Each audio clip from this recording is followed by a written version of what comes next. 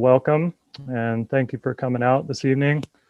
My name is Mike Phillips and I work as the education coordinator for the Eastern Sierra Avalanche Center.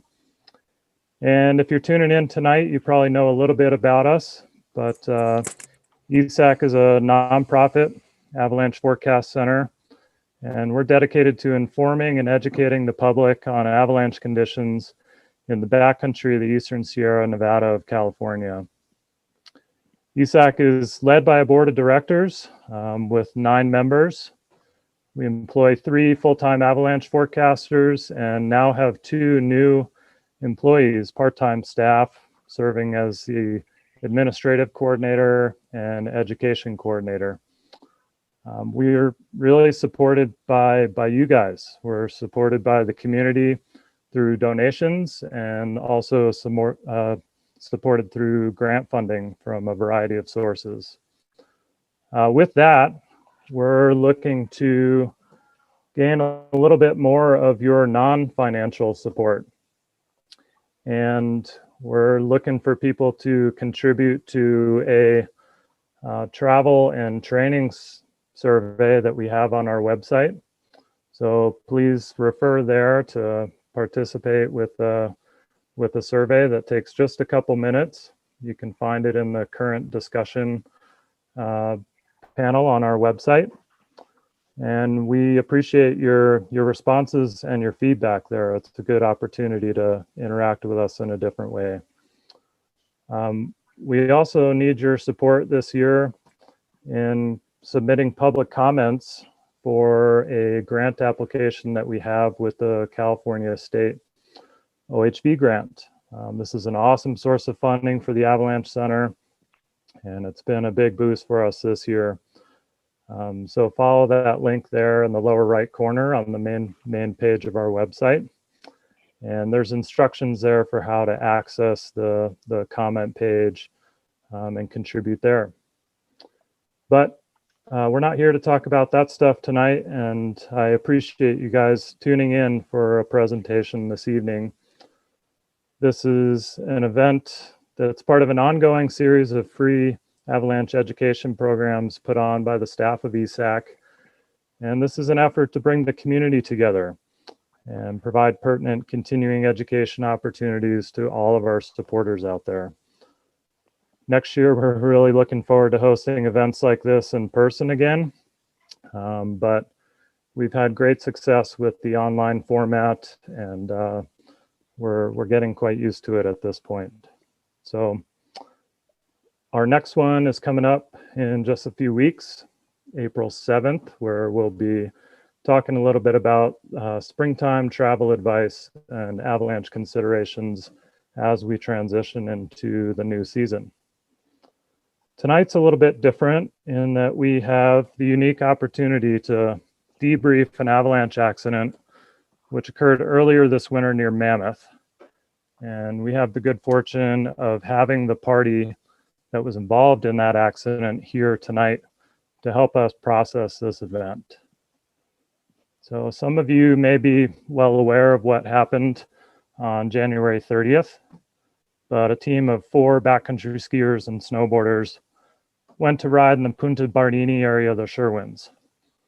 One of the skiers, Nate Greenberg, triggered an avalanche in a terrain feature known as the Main Bardini Chute.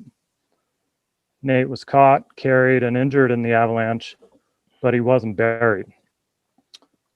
His team managed to self-evacuate, and Nate was transported immediately to the hospital. The group has volunteered to participate in a debrief of the details of this event with our community as a way to improve learning for themselves and the rest of us, in the hopes that it helps us all make better backcountry decisions and hopefully better avoid high consequence outcomes in the future. These accident reviews and case studies can be really powerful ways for us to continue our avalanche education in general, but especially when they're recent and they're in familiar terrain, kind of our home turf. This is a unique opportunity to have this kind of conversation with a team that has had a very close call. As we know, in fatal avalanche accidents, it's often more difficult or sometimes impossible to have such an open and honest debrief with team members involved so soon after the fact. Because of all the individuals survived this accident and because of their generosity, because they really genuinely care about the community, we're all able to benefit from this discussion. So tonight we'll be utilizing a panel of speakers and the team members themselves involved to discuss and debrief this incident. The presentation will be split into a few sections featuring a couple different speakers. There will be an opportunity for a public Q&A session at the end of the presentation, and we'll be utilizing the Q&A button at the bottom to answer those questions. So if things come up during the presentation, feel free to enter those questions into the Q&A. And during that session at the end, your questions will be asked by one of the presenters or panelists. So with that, I'm pleased to introduce tonight's panel of team members and presenters. And our presenters this evening represent the staff and the board of directors of ESAC. First is Howie Schwartz. Howie is a founding member of the ESAC board. He's an IFMGA ski and mountain guide and local guide service owner. And he's also a longtime avalanche educator and pro trainer. We also have Steve Mace, who's been an avalanche forecaster with ESAC for 3 seasons now. And Steve has a background in ski guiding, snow safety, and avalanche education in addition to that. You'll also see Josh Feinberg and Chris Engelhart, 2 of the other ESAC forecasters sitting in this evening. And I know that we have several members of the board of directors sitting in as well. Like I said before, the party involved in this avalanche was a team of 4. They're all friends and experienced backcountry skiers and snowboarders. And all of these guys have advanced recreational or professional avalanche training. Each of these men have had more than a decade of extensive backcountry riding experience in the Eastern Sierra and really all over the place. We have Eric Wallace. He's a lifelong skier and snowboarder from Lake Tahoe, currently living in Ventura. We also have Christo Torgerson, and he's also skied since he was a kid and continues to ski extensively in the Eastern Sierra and internationally. Christo lives down in Carpinteria at the beach. Ken Etzel is a photographer and filmmaker from Bishop who has 20 plus years of backcountry skiing experience here and all over the place. And last, we have Nate Greenberg. Nate is the president of the Eastern Sierra Avalanche Center, a local guidebook author, and has a long resume of ski descents and tours in the High Sierra. So we'll start off our presentation tonight with a little bit of setting the stage, and I'll let Steve Mace take over and discuss more about what the season in history was and the snowpack conditions leading up to the avalanche. I'm going to pass things over to Steve, and he'll share a short presentation about the avalanche conditions and the snowpack leading up to the avalanche.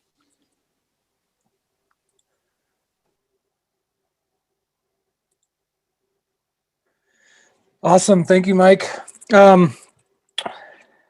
So I guess to kind of set the stage here, I'm going to do a brief kind of season history up to the point of the accident. It really started with our first snowfall in November.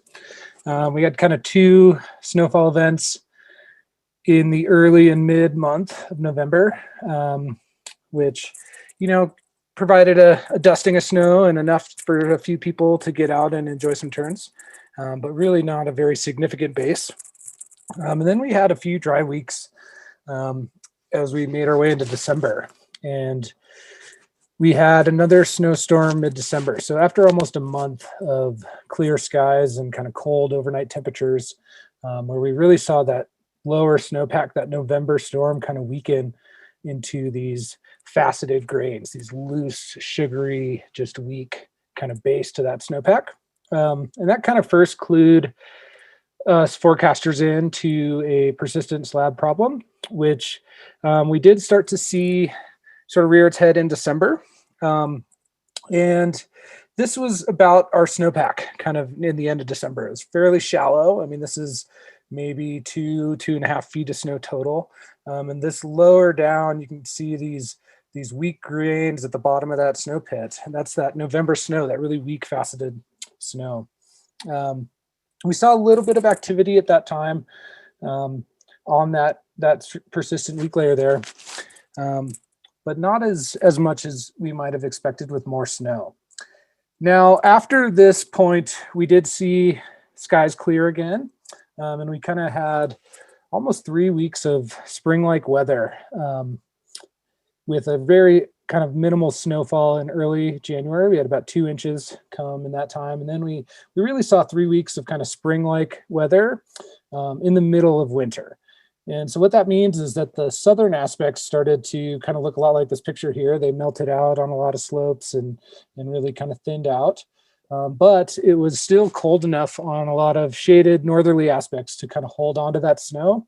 And we saw that entire snowpack, really all of the November and December snow, start to facet and weaken. So now, instead of having that persistent kind of problem at the bottom of the snowpack, we kind of turned our whole snowpack into those weak grains. And with that spring warm up, we also had a variety of different crust layers that formed on the surface of the snowpack. And of course, some variable surface conditions, which we often see here, of wind crusts and or melt freeze crusts. So that was kind of what we had going on. Not really a lot, not a lot happening in terms of snowfall, but certainly a lot happening within the snow that was still there near the ground. And then, of course, in late January, we had this really extreme weather event where we saw almost 100 inches of snow in the Mammoth area in about a 4-day period. And the bulk of that, about 96 inches, came in just over 72 hours. So that really, kind of turned it from zero to hero in terms of the skiing quality went and the places we could travel and things like that. But we did see, quite an uptick in avalanche activity as well. Of course, when it's snowing that much that fast, it's kind of hard to get out and take stock of things. But we did, so at the height of this storm, we had gone to extreme hazard, which really means avalanches are certain, both human and natural, human triggered and naturally triggered avalanches.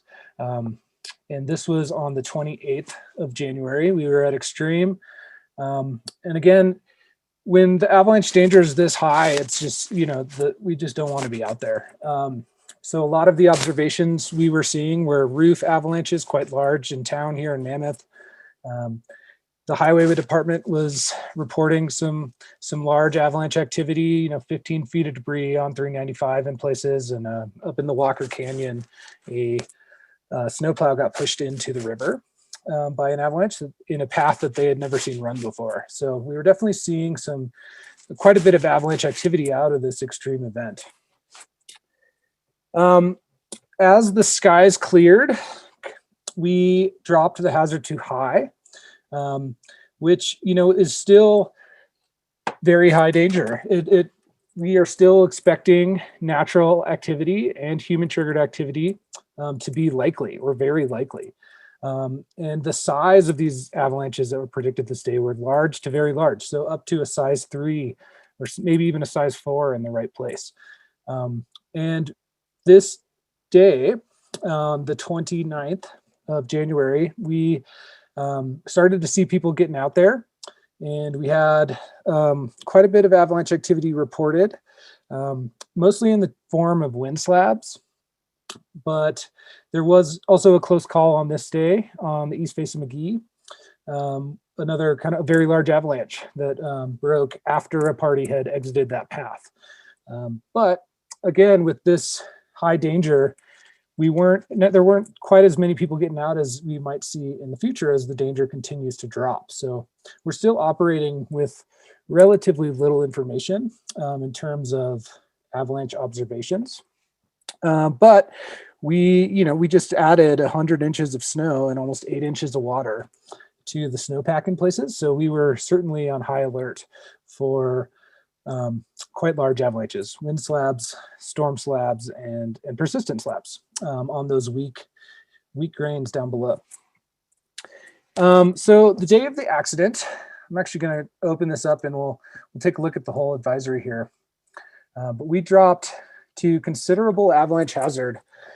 We had seen quite a few reports coming in of stabilizing storm conditions. So the storm slab and loose dry that we might expect during a big storm event were really settling pretty quickly. So that problem kind of dropped further down our list of concerns. But we also noticed quite a bit of wind transport, really substantial wind transport, especially at the upper elevations, mid elevations. So we were expecting wind slabs to be kind of touchy. So we kept wind slab as our number one problem here, with natural avalanches natural avalanches were possible and human triggered were likely. Now we did see the wind drop quite substantially on the day, during this day. And so when we have considerable rating up there, as I mentioned, we're talking about human triggered avalanches being likely to happen.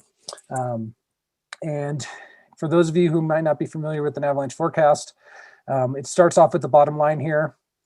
And considerable avalanche danger exists near and above tree line today, while moderate danger exists below tree line. Now, moderate danger means that human triggered avalanches are still possible, but naturals are unlikely. Persistent slab and storm slab avalanches are also possible today.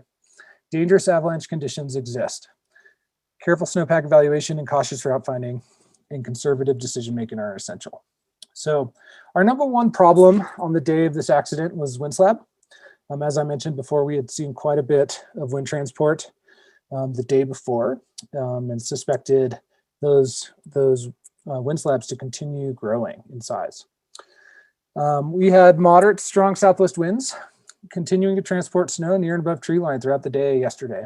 Expect resulting wind slabs to be large today and sensitive to human trigger. While the winds were forecasted to drop significantly, and they indeed did, the low density nature of our recent snow may allow for some transport even at lower wind speeds. Be suspect of terrain features that encourage drifting, such as the leeward sides of ridgelines, gully features, and cross-loaded depressions. Human triggered avalanches are likely, and naturally occurring avalanches remain possible. Be particularly aware if you notice the winds outperforming the forecast. Blowing snow, recent cornice growth, stiff, hollow, feeling upside down snow, and textured, uneven snow surfaces are all signs of recent wind transport. Use these signs to identify and avoid slopes with recent wind deposit. Now, another thing to kind of clue into here on our avalanche forecast is we have the distribution, which, this shaded areas are the places most likely to have this problem. The likelihood, this is the likelihood for a human triggered avalanche, and the size we're expecting those avalanches, if triggered, to be. So as you can see here, they're still large to very large. So large enough to bury, kill, or injure a human, or destroy a small building or a truck at very large there. Now, our second problem we had up there was persistent slab. And we were expecting these, if they happen, to be quite large because, as I mentioned before, we just went from a very shallow, weak snowpack to a really kind of a thick one, almost overnight, over a couple days. So if this persistent slab avalanche was to occur, it was going to be basically to the ground. So that's, the size is the same as it was for the wind slab, but we did not expect this event to occur naturally. These were going to need the additional load of a human on this day, or perhaps another wind slab avalanche to trigger one. I'll read this description as well. Our recent storm provided the forecast area with a much needed blanket of snow. It has also brought about a new set of challenges. First, a significant load has been added to a minimal and in many areas weak base. While this load may have been enough to tip the scales on its own in some areas, in others, the snowpack may still be hanging in the balance. The weight of a skier might be all that is needed to trigger a large destructive avalanche. Persistent problems require persistent patience and extensive evaluation. The distribution of potential persistent slab avalanches became much harder to identify after our recent new snow. Northerly and easterly facing terrain that still held snow from November and December are the potential problem areas. Don't be afraid to investigate the lower reaches of the snowpack to see if old snow is present in the areas you wish to travel. Remember that persistent slab avalanches often propagate across and beyond terrain features that would otherwise confine surface instabilities, such as wind or storm slab. And in some cases, these persistent slab avalanches can be remotely triggered from adjacent slopes. Give yourself a wide safety margin. Be wary of hazards that may reside above you, and use terrain choice to limit your exposure. And finally, we did have a storm slab hazard up there as well. We expected these to be smaller and also possible for human trigger. Significant settlement has occurred in a short time since the storm ended. There's still a chance for a skier to trigger a large storm slab avalanche today, however. Point release avalanches may be more problematic.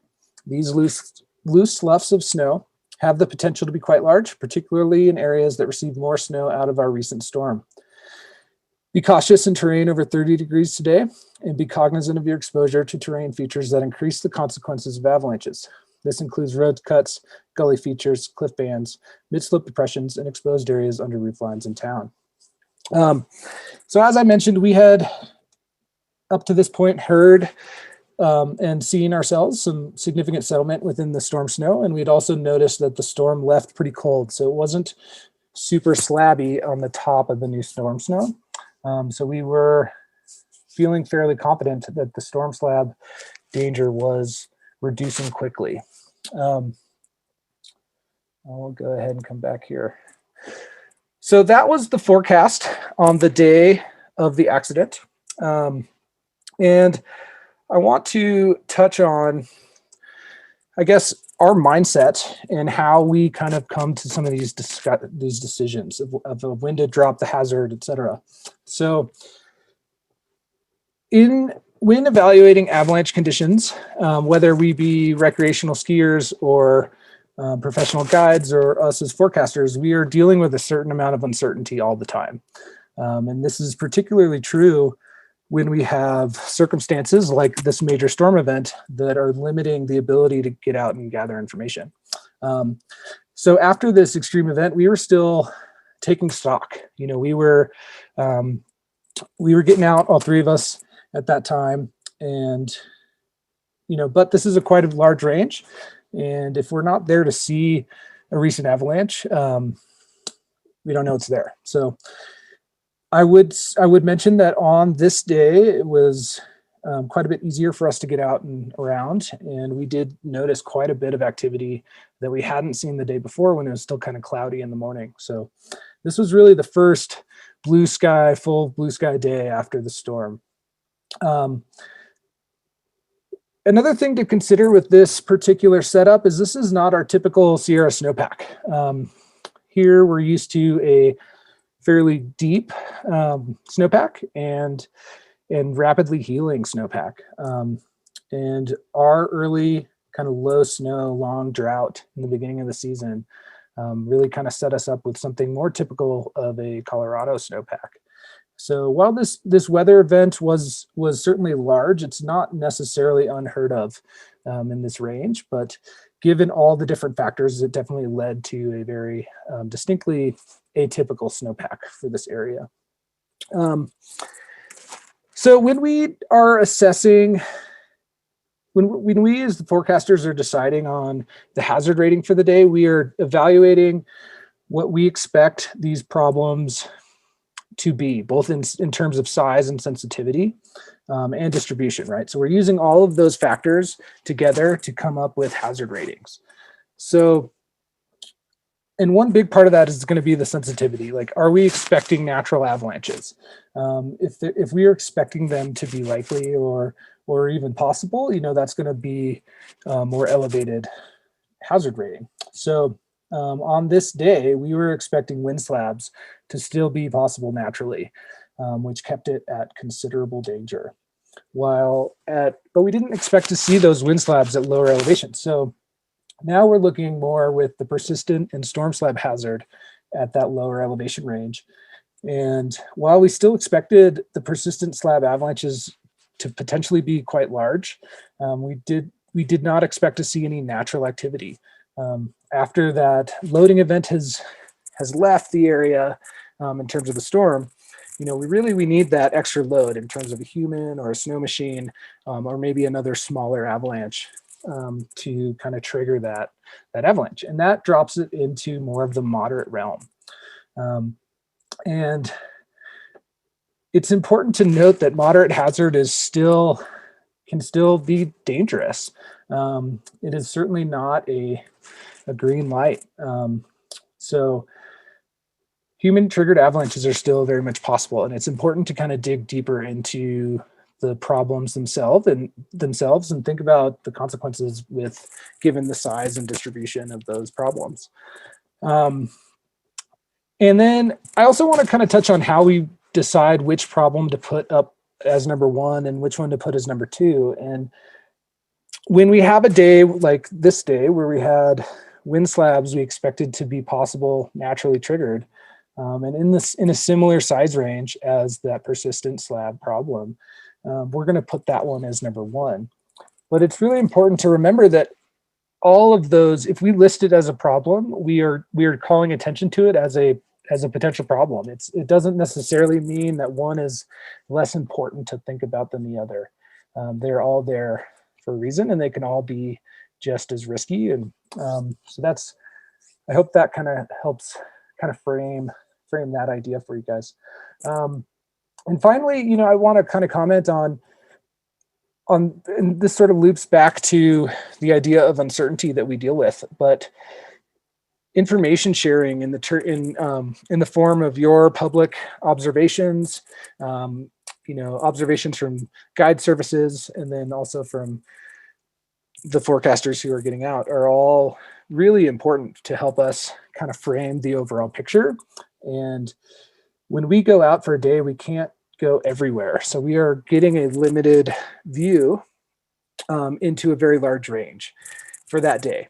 And we want to, expand that as much as we can all the time. So I would highly encourage you guys to submit your observations. If you're out there and you see anything that makes you, say, what's that? Or if you see an avalanche, if you see, anything interesting at all, we would love to hear about it. So please don't be shy. Submit your observations. It really helps us as the forecasters provide a better product and a more well-rounded and more accurate product in terms of the avalanche forecast. So with that, I will stop sharing the screen here and pass it off to one of you guys. Steve, I have a couple questions, specific to that day and maybe also general about the avalanche forecast and what you guys are thinking about. The forecast avalanche danger for that day was moderate below tree line, as you said, considerable near and above. And I'm curious where you see Punta Bardini and specifically the Main Bardini Chute falling on that terrain scale. Is that considered below tree line terrain, or where do you see that? Yeah, that's a really great question. I think the below, mid, near, and above tree line is somewhat of a imprecise scale. But in terms of the Sherwin specifically, I'd say the bulk of that terrain is below tree line. But once you get up near the top, or near where the start zone of this avalanche was, you're flirting with that near tree line terrain. If I was going to give a number for it, in my brain, it goes to about 9,500 feet. But that's going to, change over a broader scale depending on where you are and what the individual terrain features are like. So that, it's a really great question though, because in thinking of this avalanche accident in particular, that terrain feature also gets a lot of cross-loading winds. So it does have terrain features that would be more typical of a near tree line zone. Even though it's really just at the sort of crown line was it sort of in that transitional area, but the bulk of the path was below tree line. Yeah, I think that's a good consideration, right? That an elevation specifically does not characterize the description, and there could be a bit of a gray area between that moderate and considerable hazard depending on the terrain characteristics you're in and the history of those paths. Yeah, I think that moderate hazard can be kind of a tough one sometimes, especially when things are starting to settle out. We had moderate avalanche danger rating yesterday, even above tree line. And I'm curious how that danger rating of moderate on a day like yesterday compares to the moderate danger rating that was assigned on the 30th of January below tree line. What's the difference there? Is it the avalanche problems? Is it the likelihood? What's changing there? Yeah, so that's a great question as well. One difference is the avalanche problems. We on the 30th, we had a persistent slab avalanche hazard. We had 3 avalanche hazards as we just went over. But yesterday, it was a wind slab hazard we were concerned with. So that's going to change a lot in terms of where that problem lives in the terrain, and also where, what are my strategies as a backcountry user to address that problem. It isn't just the hazard, it's also considering where the distribution of that problem is and how it reacts if and when it triggers, right? So for instance, a wind slab hazard is going to be more confined to deposition zones, the leeward sides of ridge lines, et cetera, where a persistent slab problem, as I read in that description, will often be kind of everywhere. It depends on, obviously it's not going to be around the Compass Rose there. It was more on northerly and easterly terrain, but it's not confined by those ridge lines or micro terrain features that would otherwise sort of confine a wind slab. So in that sense, that's quite a big difference in how you as a user would want to approach those 2 different days. And I think I forgot the first part of your question. No, I think you hit it there. Okay. And my kind of last thought there is you've touched on obviously each of these problem types that are discussed in an avalanche forecast have certain characteristics and behaviors to them, certain observations that you can target to gather more information and reduce your uncertainty, travel techniques associated with them.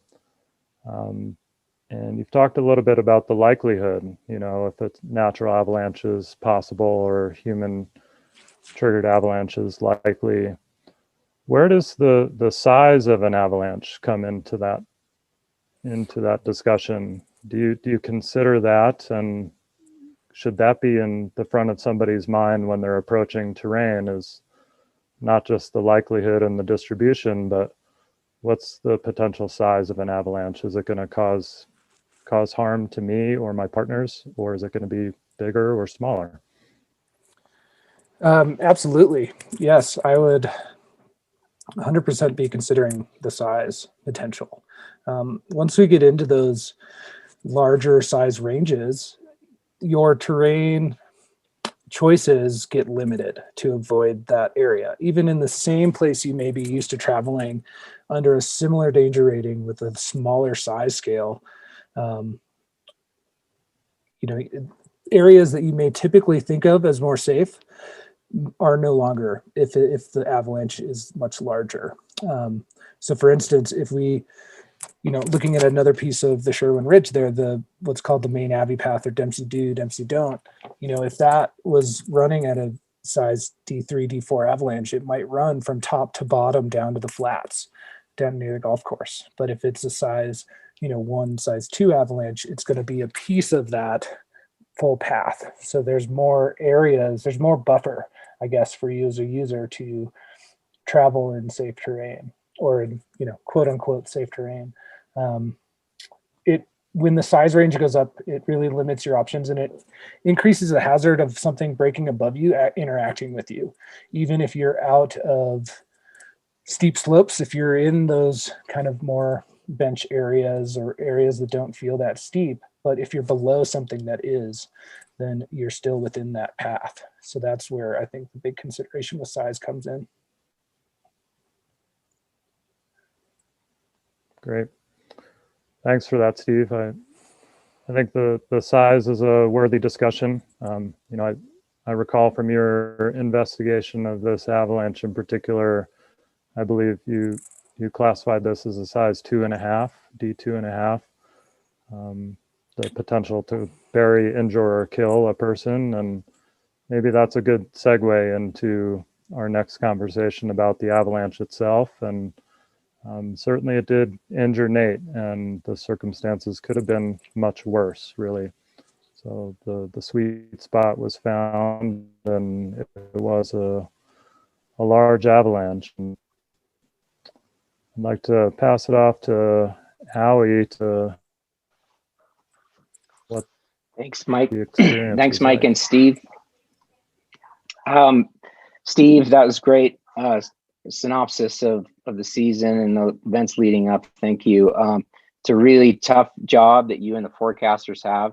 I don't think nature gets put into the boxes that we create necessarily. And some days it's probably simple to issue a forecast, and sometimes it's not.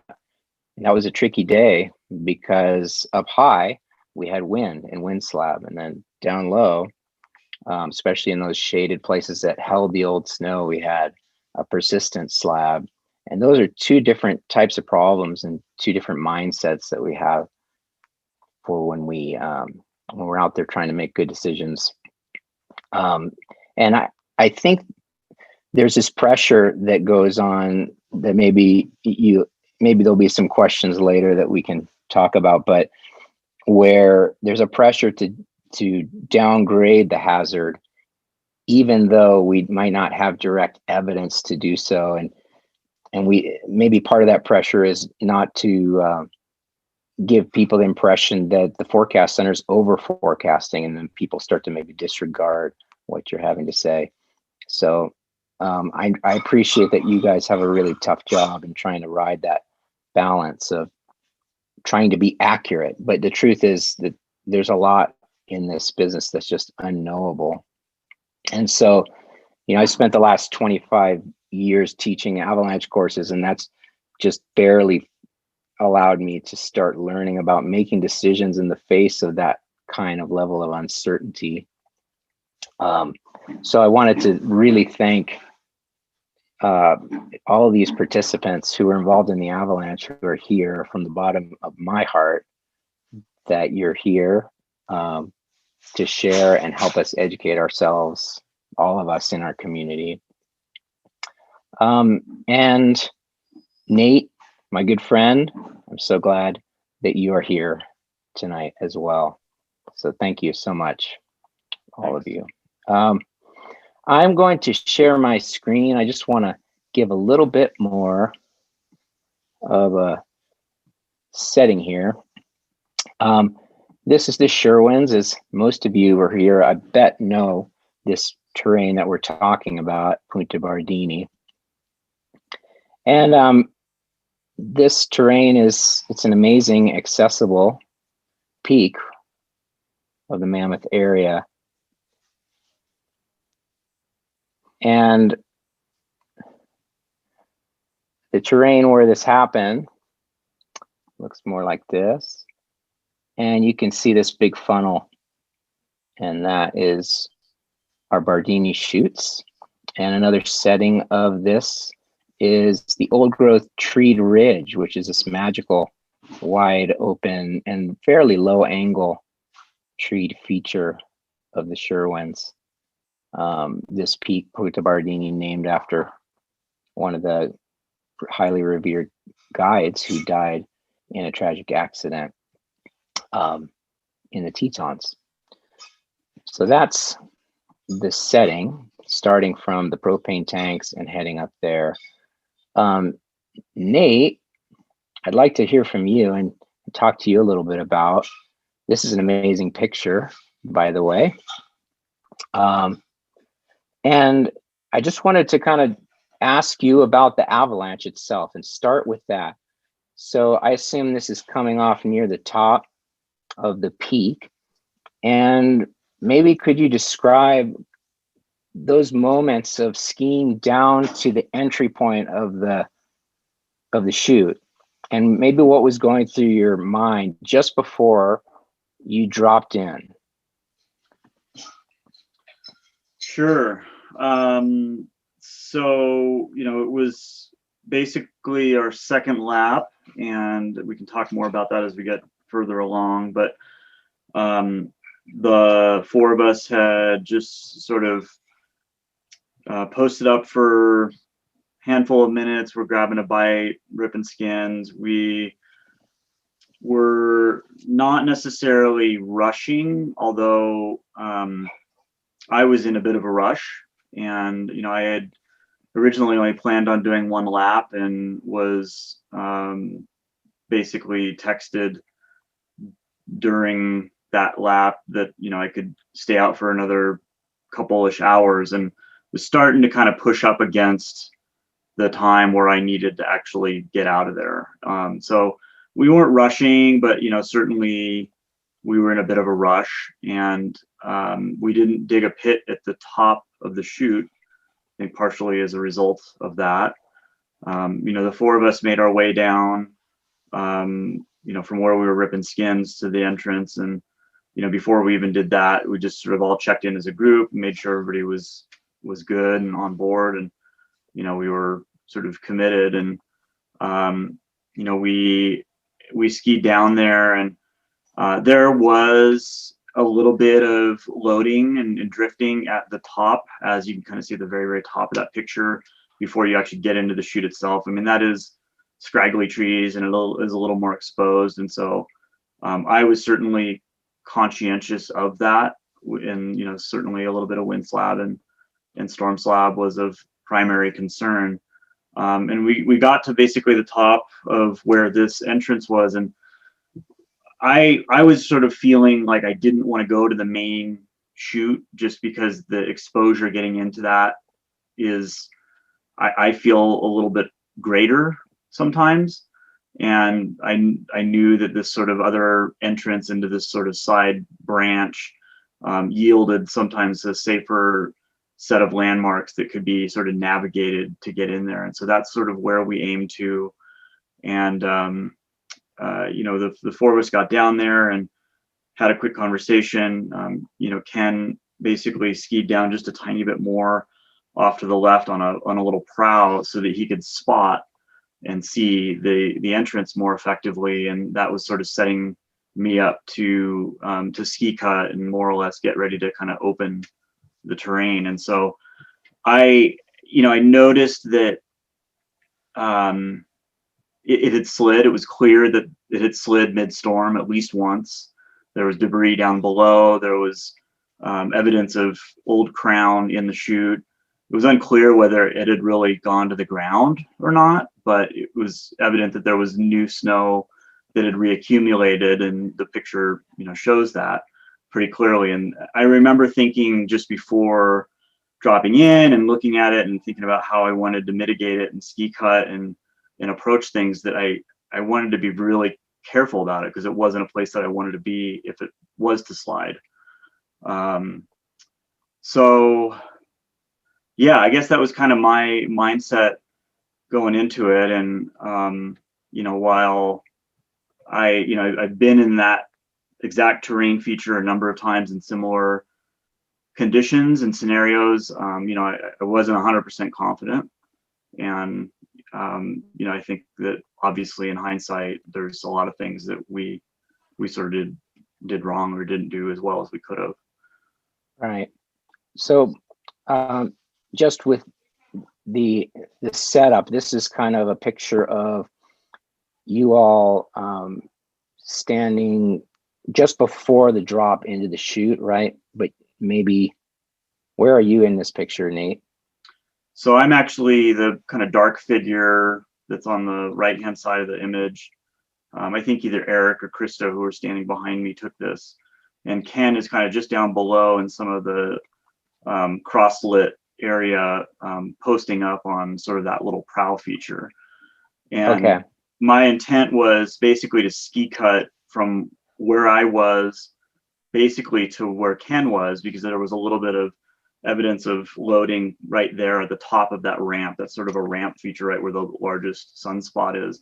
And I wanted to put a ski cut right on the top of that ramp before actually skiing onto the ramp. And so I did that, and also jumped up and down on a couple of little wind ridges and pillows that had formed on either side, and really didn't yield any substantive results. Trying to get something to pop out while you were above it or high in the start zone, Exactly. as many people would. Yeah, before even actually entering into that feature at all. Mm-hmm. And was your thought at this moment the wind slab problem, or was it the persistent slab problem? It was the wind slab problem. And I, thinking back, like, again, we saw it had slid. We all acknowledged it had slid. We didn't really think about, hey, did it go to the ground or not? But persistent slab problem was not top of mind for me at that point. Copy. Okay, so you made a ski cut towards Ken, and what did that feel like, and what did you experience there?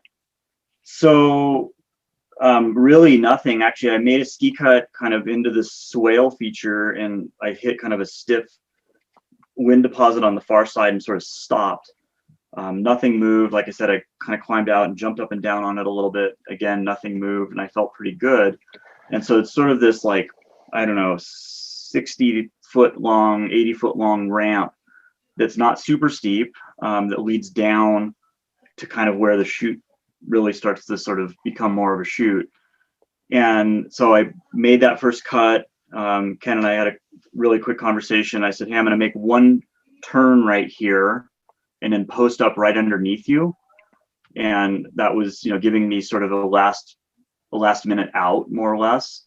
And so I did that. And that was the photo that you showed a minute ago, was that left-hand turn. It was really a single turn into sort of a safe spot underneath a rock. And at that point, nothing happened. There was no reaction. And I was still feeling a little bit uncomfortable, mostly because I didn't want to get deeper and have something go. And I was, certainly I wasn't 100%. And so I made a kick turn and told Ken I'm going to make kind of one more ski cut, traversing across the lower part of that ramp below some large rock features, with the goal of sort of anchoring up right underneath or below these big rock features. And made that ski cut. And I mean, almost as soon as my skis entered into the area of rocks that I was aiming to anchor, the snow got a lot shallower, and it basically shattered around my feet. And I saw 12 to 18 inch soft slab go all the way down to the rocks, and immediately I knew that I was into that persistent weak faceted layer.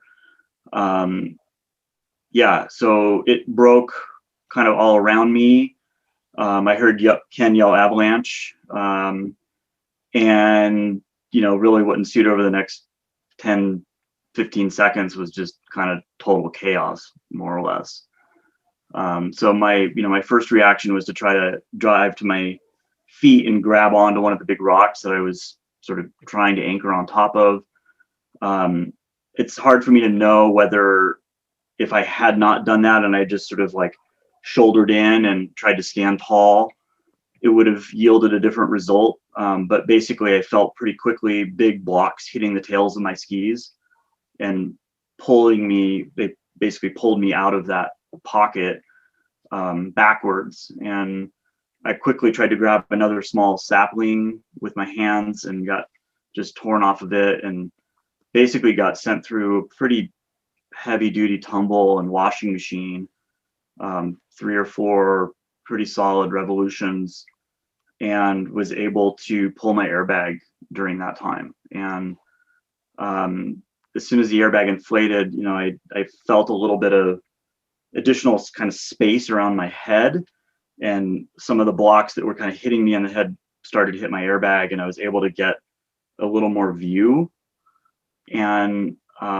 sort of saw the terrain enough to be able to get my right ski, which was downhill, in, and put a hard traverse across the bed surface, essentially over to a small island of trees. And I essentially supermaned myself on top of or above that tree in order to try to get out of all of the debris that was flushing me.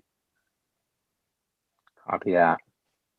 So it sounds like you had some pretty good team communication at the top, and made a plan, and then you went in and executed the plan. In retrospect, you could probably imagine that the persistent weak layer probably wouldn't be on those convex rolls leading into it, but maybe have lingered in those more sheltered pockets of the gully or something.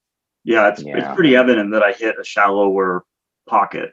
You know, either the persistent weak had flushed out of that convex roll, or it was deep enough that I couldn't trigger it, or some combination thereof. Right. And miraculously, I mean, what a terrifying experience, but miraculously you were able to lunge out and find something to grab on and not take the full force of the ride.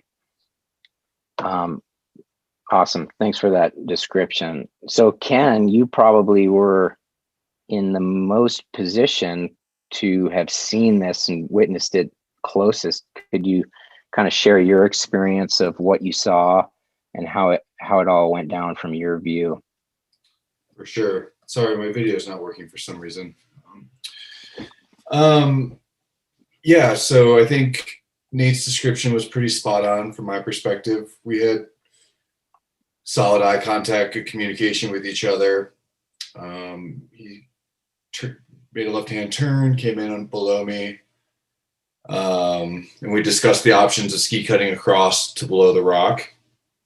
And watched him do that, and then the snow fractured on kind of that sort of ski cut. I yelled avalanche, and I saw Nate kind of trying to self-arrest on a rock, but then there was a major collapse right around that time. It was audible. It was a woof. It was settling, and I think that's when it undercut all the snow above him, and then it just flushed him, like, you know, basically the panes of glass like sublimated into a river of snow, like instantly. I immediately lost visual of him. You know, he just disappeared in this massive, massive cloud of snow that ran all the way to the bottom of the mountain. The crown line actually fractured under my feet. And I obviously was able to stay where I was at on top of this rock. And at that point, it was kind of a moment of like, there's a bunch of hang fire, and I was going to communicate to Christo and Eric to stay where they're at so they don't trigger anything on top of me, or to come down to me, one of the two, and I was going to go in and look for Nate. And then I saw him wiggling. I saw his airbag in the tree. And that the distance he traveled, I can't quite estimate in my mind. You know, it's hard. That's a moment where everything is moving so fast. It was hard to judge. So, and then I assume that at that point you were kind of drawing on your avalanche training and saying, okay, we need to respond. And how did you guys arrange that? Well, like I said, there was so much hang fire. I was concerned about all of us being in there. Mm-hmm. So I was going to switch to search and head in and look for Nate until we saw him. And then it took a couple efforts, but we got verbal contact with him, and I think the wind was knocked out of him. And I asked if he was okay. And he replied, okay. So at that point, I thought it was fine to slow everything down. I brought Christo and Eric down to me. And then I went in down to Nate and kind of assessed him. And then those two guys came in with us. And that's at that point, we decided to call 911. So. And who called 911? Christo. Okay. And while he did that, you and Eric, did you descend to Nate? I was with Nate, and Nate and I started moving down the mountain. And then we're kind of almost like in two teams of two. Those guys were a little bit above. It was quite complicated to get to them because the bed surface, it was just facets on rock. So right. I mean, at one point descending to him, I sat on my hip and gave a 6 to 8 foot slide down a granite rock and landed on my feet below on the bed surface. So it went fully to the ground. It was slow moving. Eric was on a snowboard. I think that was a complicated move for him. So we were kind of just moving down as quickly as possible. Nate was worried about, I think, hanging out too long and getting cold. And so we just started slowly moving, and then those guys caught up eventually. And but Nate's injuries were not severe enough that he couldn't stand on his feet and at least work his way down slowly. Well, I was concerned because he was green. He was communicating with me, but it took a little effort. And he was quite anxious and wanted to head down the mountain. And I was like, we need to calm down. We need to chill. We need to assess, make sure there's no gaping holes in your body, that you can breathe, that all your appendages work. And we kind of went through all the process and decided that it was okay to start slowly moving down. Yeah. And at first you were below me, Nate, I believe. And then at some point we switched, and then I kind of just side slipped to make a lane for him to move down. But yeah, it was slow. Gotcha. Yeah. And how long did it take to get down to where you could make a little bit quicker progress? Well, I think it probably took us 25 to 30 minutes, maybe a little bit longer, to get to where I felt we were safe from any hang fire or anything else coming down, where we could relax a little bit. And then it was flat, and we kind of put skins on. And I think that actually was slower moving than when we were in the chute. Okay. But I think it took approximately 2 hours to get to the vehicle. A 15-minute ski turned into a 2-hour march, basically. Gotcha. Eric and Christo, from your perspective, is there anything else to add? I mean, anything that could kind of paint the picture of what it was like to enact a rescue in that terrain, in that situation? Yeah, we were a little bit further back from the edge of the chute when Ken yelled avalanche. The ground around us bumped, collapsed, and cracked.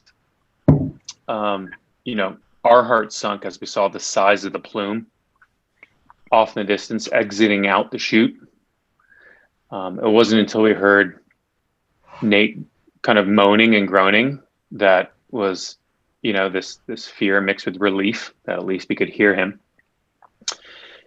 as we were kind of coming with our plan, I skied across to a position where I could look down the chute. And that's when I also saw Nate with his airbag deployed, hung up on the trees, which was a huge relief to know he wasn't buried, because as Ken mentioned, the terrain to get down to him was really complex, sugar snow on steep rock. And then once we kind of regrouped with Nate, fast forwarding a little bit, but once we were all down, or down enough, obviously Nate and Ken were out ahead, and I think Nate, with good judgment given the situation, wanted to get out of there quickly. But not knowing the extent of his injuries, I thought it was best to call 911. Obviously, people had seen this avalanche. I'm sure people were curious what was going on. I wanted to let them know our status. And obviously, we didn't want Nate to have to travel any further than he had to under his own power. We're grateful he could do that.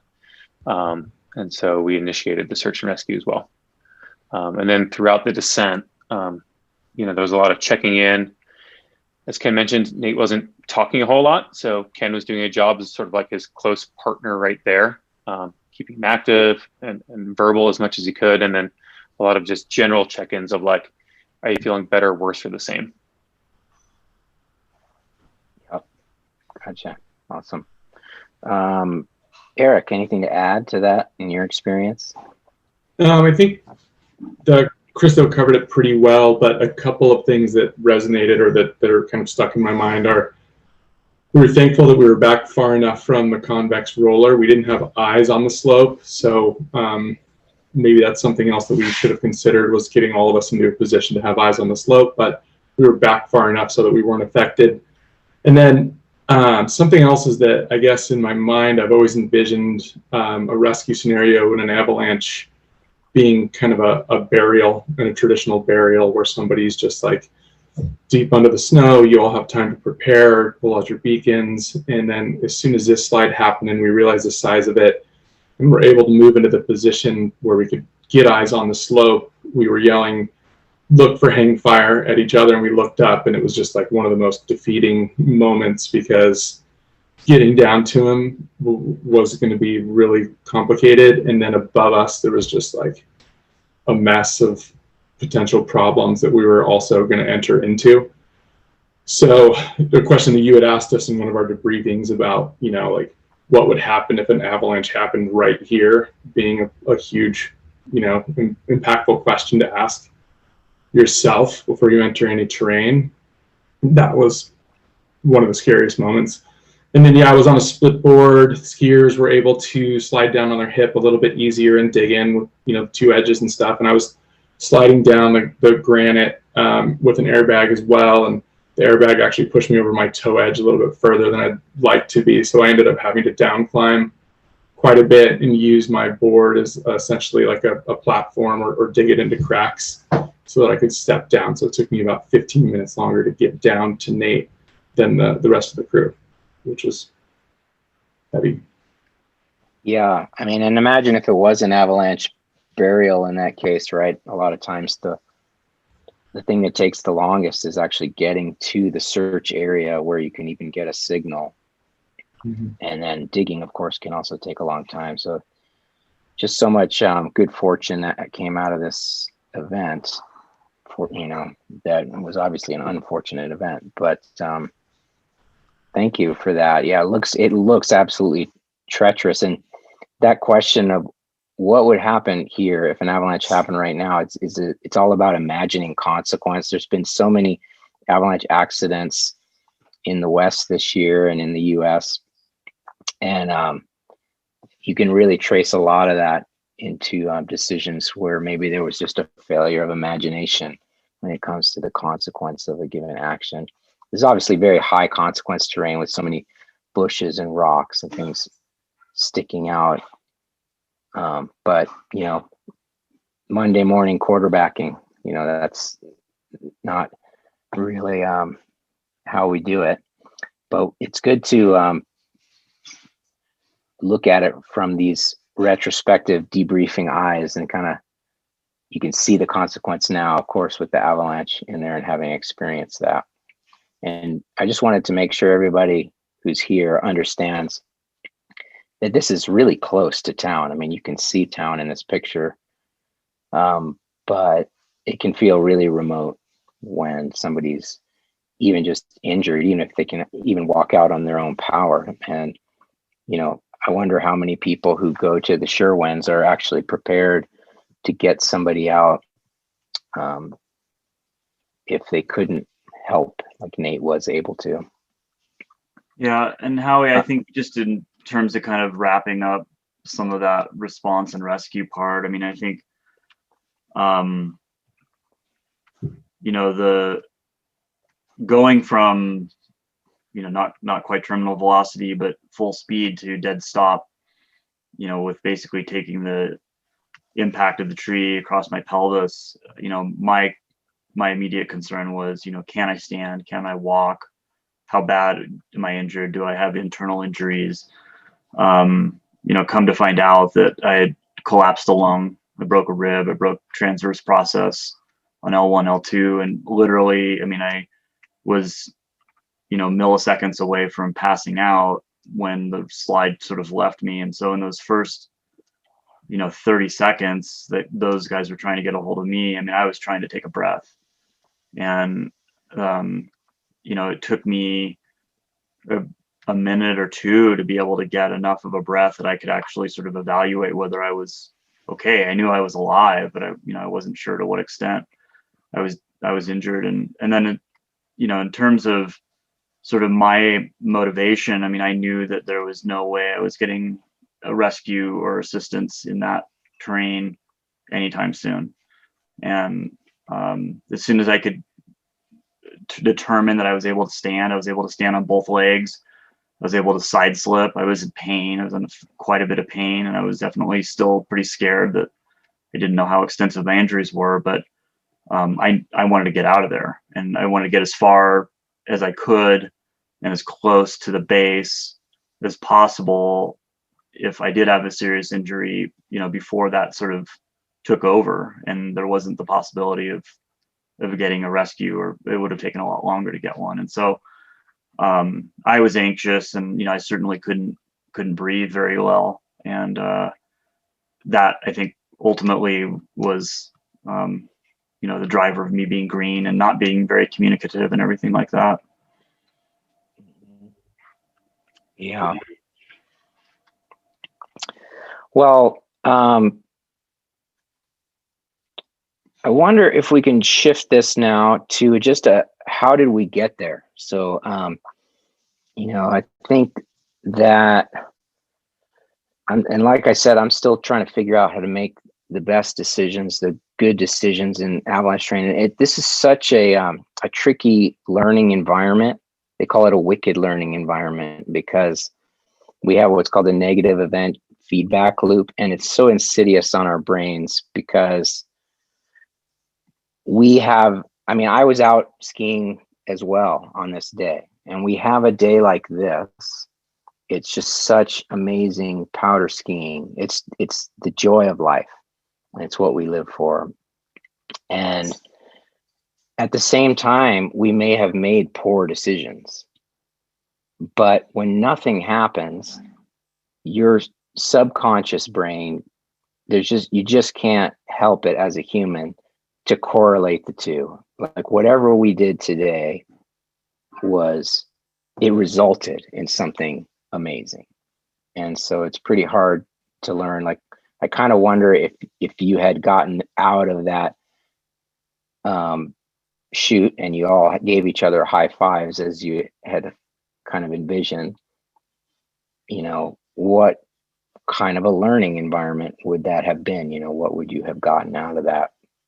And I'm sure that we've all been there many times where we've made poor decisions but got away with it.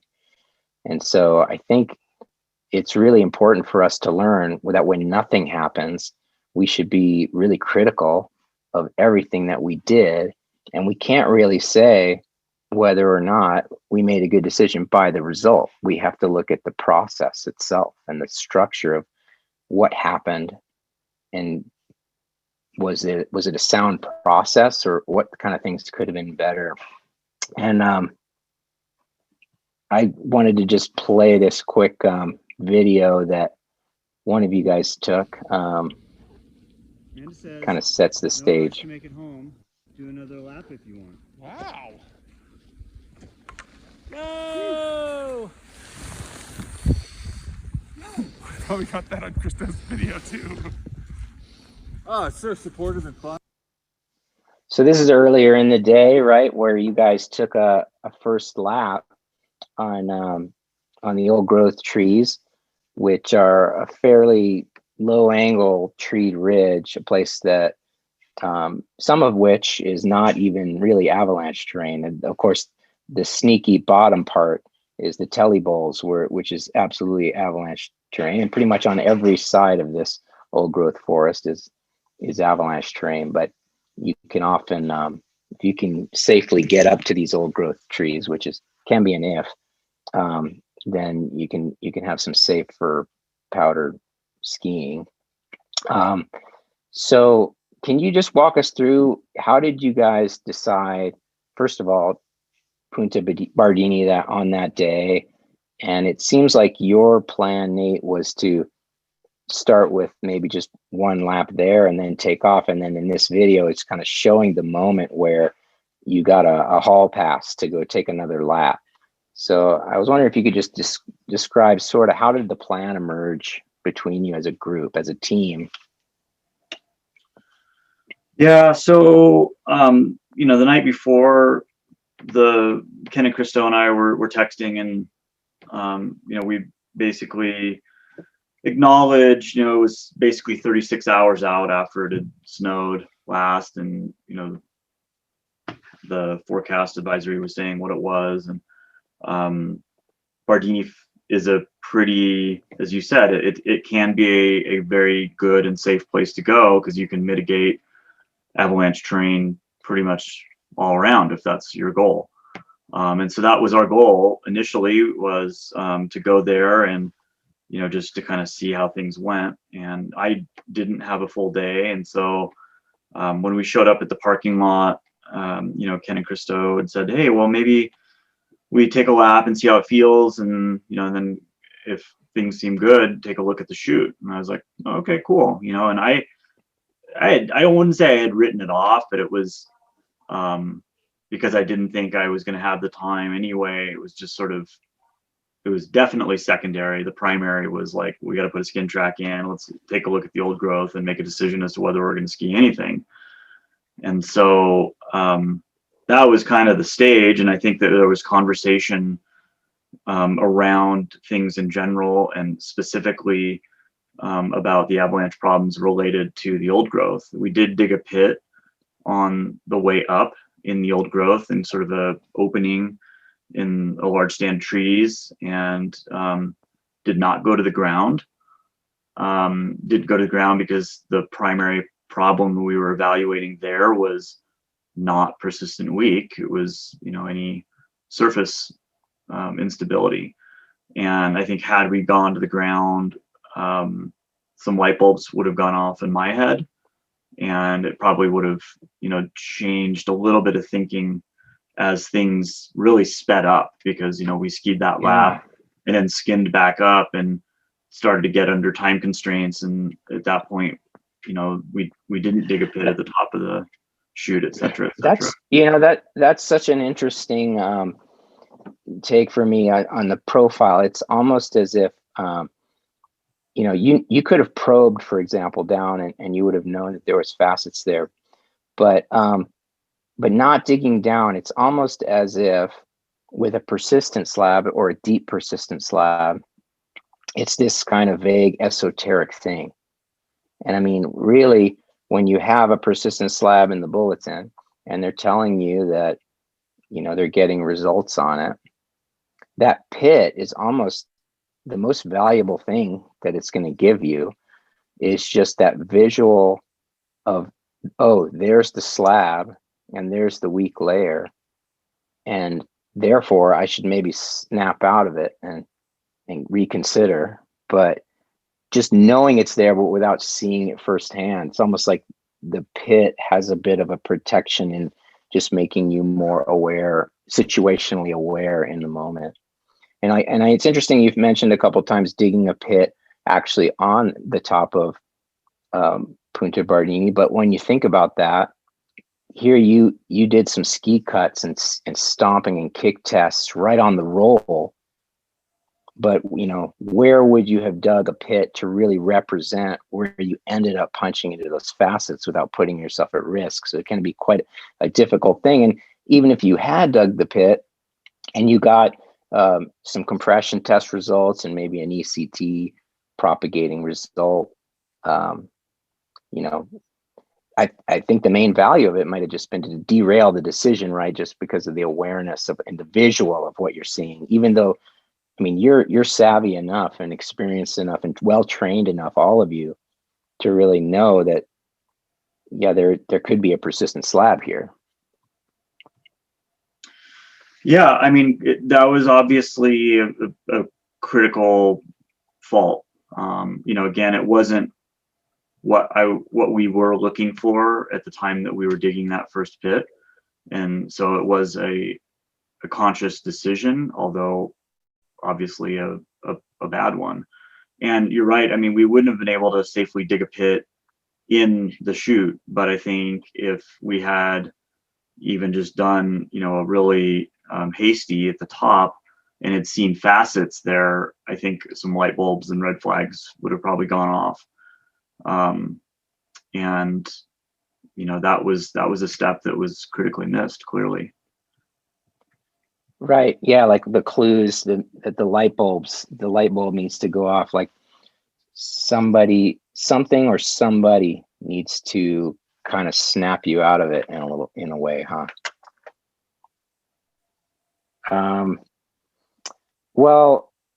So you thought you were just going to be doing the first run, and then, but I think maybe it was Eric when we talked. I think you said, and maybe Christo as well, it was always kind of on the table to go to the Bardini chutes. But I guess for you, Nate, it was not on the table. But everybody else was kind of like, that one was on the menu or on the table for the day. So maybe Eric or Christo, could you speak to that? Sure, I'll speak to it. Yeah, I feel like it was mentioned in the parking lot and subconsciously agreed to by the group that, as you say, it was like on the menu. And we all entered that day, and the plan was to ski the old growth, and we could have happily and safely taken 2 runs on the old growth. So the fact that it was even like mentioned put in that kind of, I feel like, mental marker to the group, and could have, you know, like persuaded our judgment or misjudgment throughout the day to like get us there among all of the other heuristics and things that you know, we missed. We just moved through things because I feel like that seemed sweet and maybe clouded our judgment. But if it wasn't on our plan at all, and we all moved through this together, like there was not one person that called it, but it was definitely, I think, a big misstep.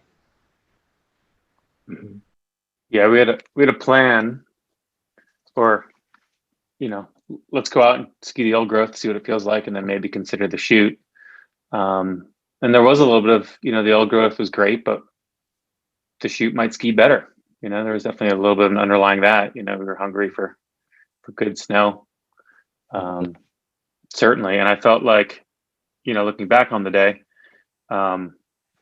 you know, the pit not going to the ground, feeling really good about the conditions underfoot and the old growth.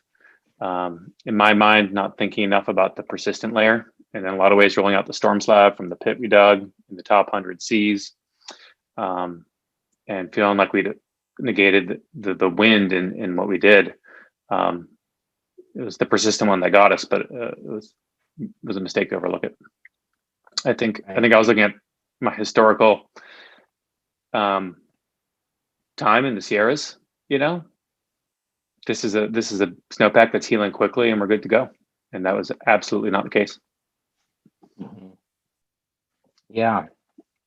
So maybe just a little bit of overconfidence in what you thought was happening based on the past, but we did have sort of a uncharacteristic snowpack, and that causes more uncertainty and maybe requires a little bit more of a margin for for your error a space to be fallible.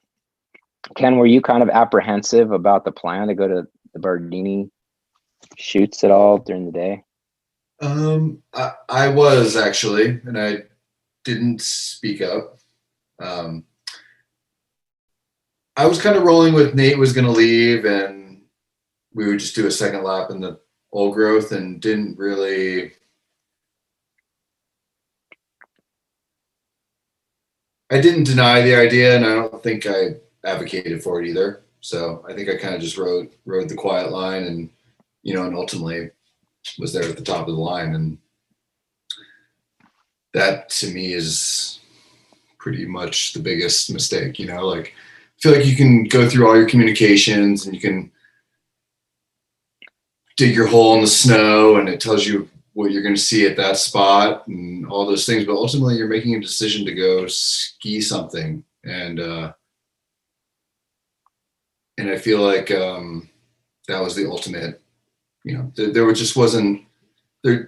That's really where our communication broke down. There wasn't solid communication about, like you're saying, like what if that location avalanche is, and let's run through all the different factors that and variables in the snowpack one more time before we really step into much different terrain than old growth.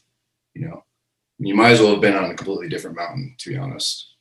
And instead of slowing down and reassessing, I think we were just kind of quick to make moves and get everyone home on time and have our high fives, and so I think not to jump ahead, but that's really one of my big take-home messages from the whole day.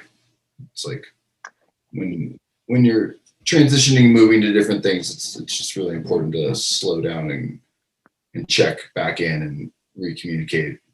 The essentials. Well, this is great.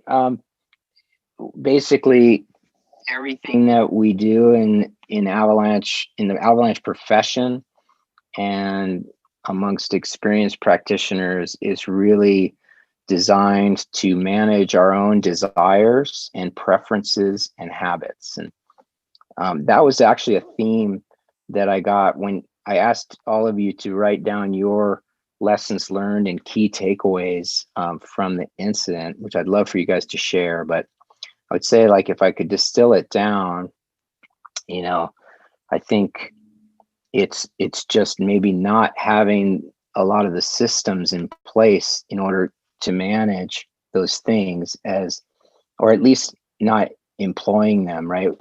We can have all this knowledge. I mean, you guys are really a case in point of how knowledgeable you are and experienced you are. But that knowledge, and I have to remind myself of this all the time, is that knowledge doesn't protect us. It's what we do with it, right? And it's how we apply it. And because a lot of it's unknowable. So I guess I'd be curious to hear, like, what are some of your takeaways and how does it fit into that idea that how could you better manage those desires and preferences and habits in how you can do things in the future and be out in the backcountry and enjoy it? It's something that we could all hear from you and your perspective after this incident, where maybe we could take it and absorb that into our own practice out there. How about we start with Christo? Yeah. I mean, I think you just touched on some of it, Howie, which is like, we have to practice what we learn. At the end of the day, I think there was a lot of enthusiasm going in the day. And, I look back on it and I didn't have a first aid kit and I didn't have a rescue sled. And we did a beacon check and all these kind of standard procedural things, but talking about the day and reassessing the weather from the night before and all the things that we would normally do, that we should do, that we've been taught to do, we didn't do. I think we made this assumption, and we probably all had read the forecast and made an assumption of ourselves. We talked about it loosely, but we didn't talk about it deeply. And I think, we kind of went into the day with a plan that was probably not the best plan for that day. We should have let the forecast dictate the plan. We should have spoken more to that. I think another key takeaway is just around communication. I think a big part of this incident is the human factor. And I think constant, steady communication throughout the day about what we're doing and what we're seeing, and talking about the snow under our feet and the weather around us is really important, you know. And we love the skin track banter and catching up with old friends and telling stories and having laughs, but spending more time talking about what's around us is really important. And also making sure that at every critical decision, everyone in your party is on board with that decision. Everyone verbalizes that they're okay with the decision being made by the group. Because if anything happens to one person in that group, if something had happened to Nate and he wasn't here with us, you know, we'd be left wondering, was this a decision he felt comfortable with, you know, from the beginning of the day to the moment it happened? Yeah. And 100 others, but I want to hear from everyone else too. Yeah, no, I mean, those are really good points, Krista. It's a really intelligent takeaway, I think. And I would also just say that we all need to think of ourselves as teammates, not just in the sense of being prepared in case something happens. Well, although we always have to think about that in our risk management, that what if something happens and would we be ready? But also, how can we prevent each other from making a bad decision? How can we be better teammates to challenge each other's assumptions and recognize that? I think sometimes people think there's this dichotomy, like there's an opposite of being conservative versus having fun. And, you know, maybe trying to find ways that you can do both, you know, on a given day. Is always, I think, something we should all aspire to. But those are great points about speaking up, and everyone should have a voice, and everybody should challenge each other as an act of love and teamwork. So thanks. Eric, how about you?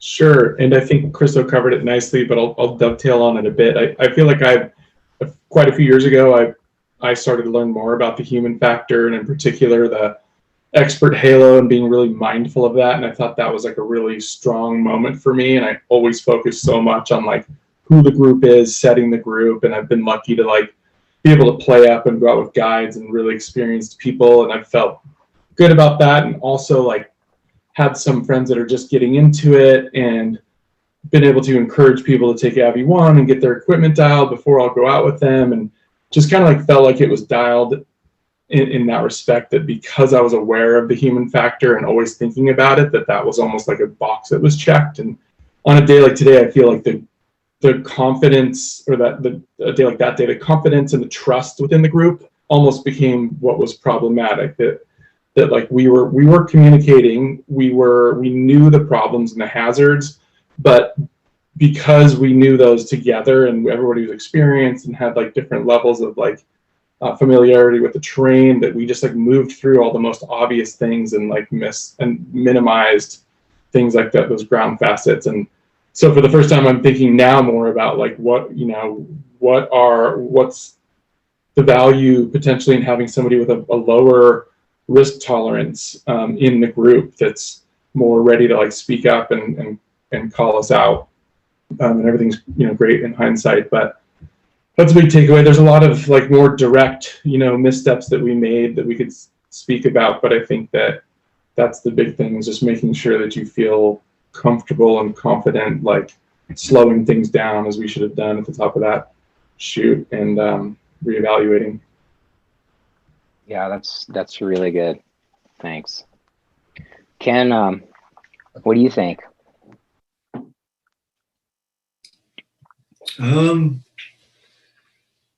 Yeah, I think you guys are nailing it, but yeah, ultimately I think it's just, yeah, it's about slowing down and making sure that everyone is comfortable with where they're at, and I think, you know, having a moment where you look each other in the eye and you talk about what you're seeing and what you're doing. And you know, I feel like, you know, I was the one in the spot, you know, eyeing up the line and, you know, helping Nate decide where to go and all these things. And I feel really responsible with like moving things forward really quickly. And I think one of my takeaways is definitely slowing down and regrouping and just helping make sure everyone's comfortable. And I think one of the things for me is, you know, my tolerance for risk is maybe not the same for everyone else. And, you know, your partner that you're out there in the mountains with isn't the only person you're with. It's also their partners, their family, my family. And it's a big, wide footprint. And sometimes you lose sight of that and you think about the turns and having a good time with your buds. And it's a much bigger scope than that. And I think that's a really important aspect of it to keep in your back pocket when you're about to step into like dangerous terrain. So Thanks. Yeah. It goes bad quick.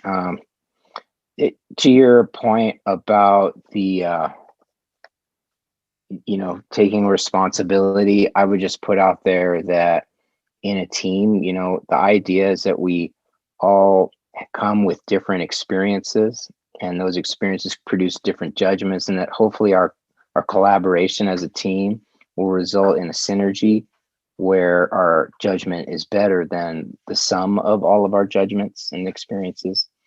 And so, you know, in a team, everybody's responsible for the decision. And I think we should look at it that way, that it's not just one person. Nobody gets a free ride. Nobody can say, well, I just deferred to somebody more experienced than me, or I didn't feel very good about it, so I didn't want to speak up. So we can create environments in our groups where everybody plays a role and everybody has an opportunity to dissent.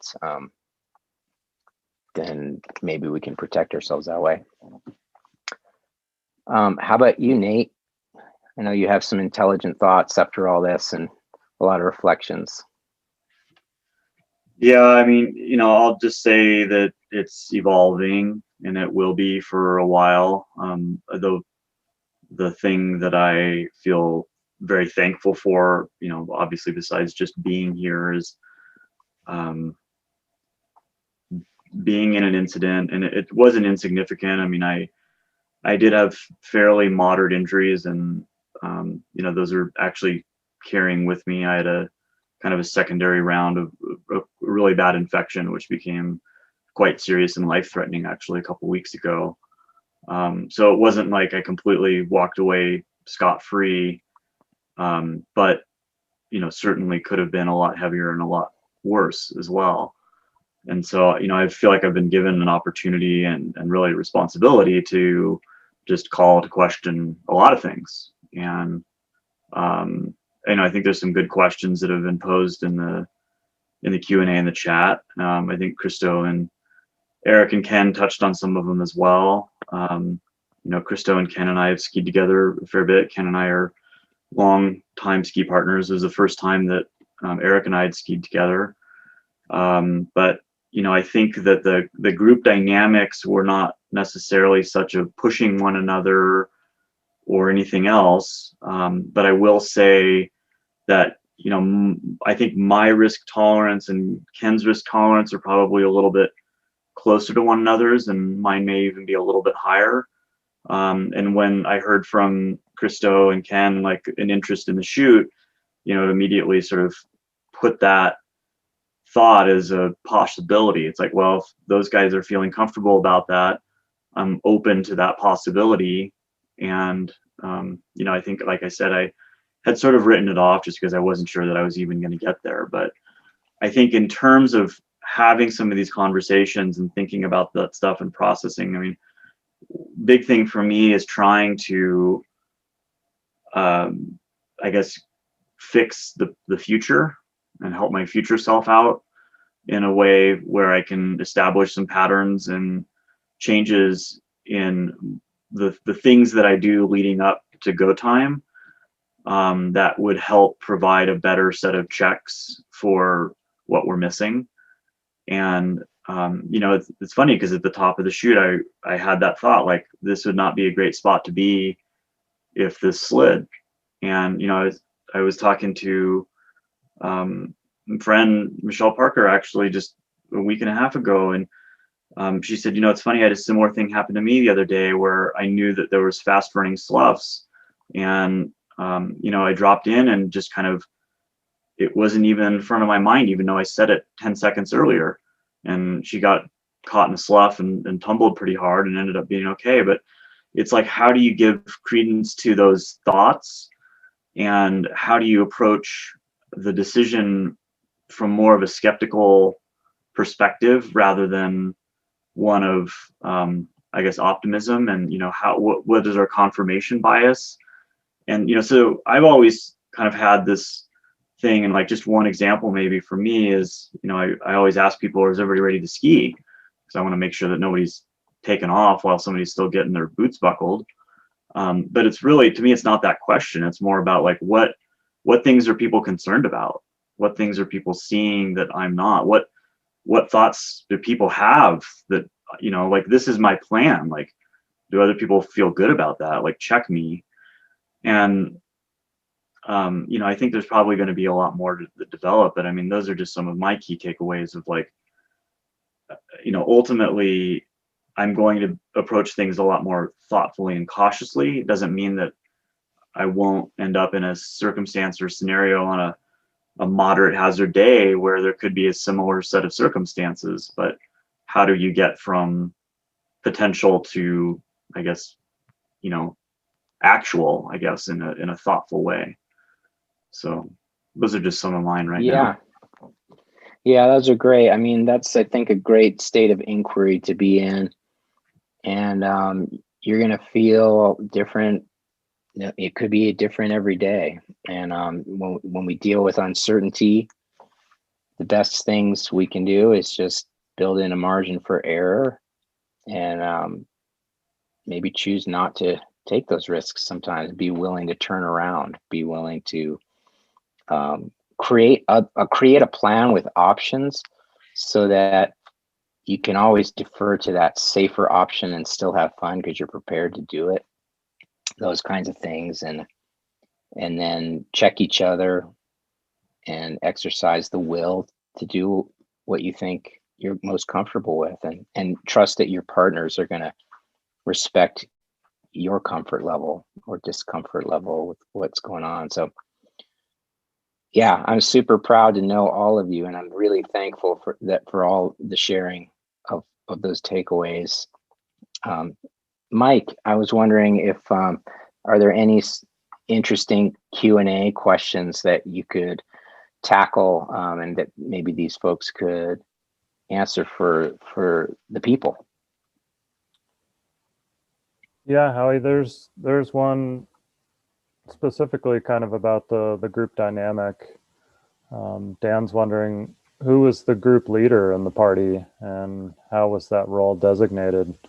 Was it I'm curious if that's a formal thing or informal, and maybe that plays a little bit into Eric's comment about the expert halo, and who's the source of expert opinion there, if anybody, and who's kind of driving the show. I'll just say that I've been skiing in the backcountry for 25 years. I was lucky enough to be mentored by Ian McCammon and Don Sheriff early in my backcountry career. I think I have easily 10,000 hours in the backcountry, and I'm far, far, far from being an expert. I did not consider myself to be the group leader. There wasn't an active conversation around who was the group leader. I saw the three other partners as being equals, and there being conversation between all of us. And so, I think that there's obviously some faults and breakdowns in that, but it wasn't like there was any one of us pushing or there was any one of us kind of driving any of the decision making or the conversation or anything like that. And I think that was a flaw. I guess there's pros and cons in that kind of scenario. Yeah, I mean, to your credit, I think it was apparent that that Ken yelling out Avalanche when you were caught, Nate, and saw you go down, that he sort of assumed that role of the leader in the rescue immediately, and maybe I'm overstepping there a little bit, Ken, if you want to speak to that, but that really hits home for me, for somebody to be able to step up and start to direct the group when things do go sideways. Yeah, I think I wouldn't just go out on a day like that with anyone. And I feel like the crew that we were with, I really trusted each person's opinion and value each of them as an individual and as a person in the mountains. And I think the only reason I assumed role in that position is because I was the one spotting. You know, I had eyes on the whole situation. I knew where everyone was. And at that moment, I felt like that was my role. You know, but I feel like if Christo or Eric were there spotting, then it would have been their task to take the positions. But I didn't feel like I was group leader at any point in the day. Maybe a little bit of tour guide, because Nate and I live in the area, and Eric and Christo do not, but they both have extensive experience in the zone, and yeah, I just felt comfortable that everyone was knowledgeable and that we could make decisions on a group basis. Yeah, I'll follow up on that a little bit too, because I think that what I was saying before was that an expert halo sometimes is kind of almost an easy out, but what happens when everybody feels like you're all communicating together and you know the hazards and you're working well together, to the point where you're not potentially checking in with yourself. And I checked in with myself multiple times that day and was like, I'm okay with these decisions and what we're doing, these actions and how quickly we're moving. Multiple times to the very last moments I checked in, and that's how I felt. And that's really what spins me out, is like, then what weren't we all catching? How do we all do that together? And that's what I've been like spinning out mostly about the last few weeks.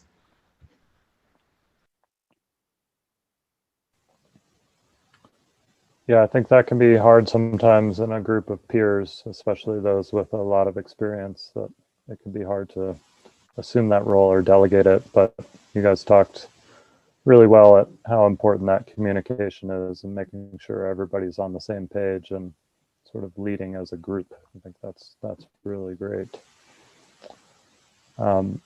There's a couple good questions in here regarding the airbag. And Nate, I wonder if you reflected at all on how much of your survival of the slide can be attributed to the airbag. And I'm also curious if you think an airbag is effective in this type of terrain, because it seemed like it really worked out well. Yeah, I mean, I think that's one of those things where, without going through it again, without an airbag, I couldn't validate whether the outcome would have been dramatically different or not. I mean, I can tell you that it was a short-term distraction for me trying to pull it. As I, basically was torn off of the first tree that I was trying to hang on to and realized that I might be going full path. There was like a brief moment of kind of losing hope. And, the first thing that I had was, pull your bear bag and, start fighting. And as soon as I pulled my airbag, I have this memory of my head. My neck really was fine. I've like taken crashes on the hill or, my mountain bike where I've had way better or way worse whiplash. But I have this feeling while I was kind of getting tumbled that the bag was supporting my head. I have a Mammoth removable, an RAS3, and it's got the horseshoe, and so it was around my head. And while I was getting kind of pummeled up until the point that the bag fully inflated, once the bag was inflated, there was a lot of stuff that was getting deflected off of the bag and wasn't hitting my head. And so whether that created a little more of a window and clarity, and I was able to see, and I was able to get on my ski, and I was able to, Superman over that tree because of that or not, I'll never know. If I'd gone full path, probably would have protected my head, and I certainly was appreciative of that.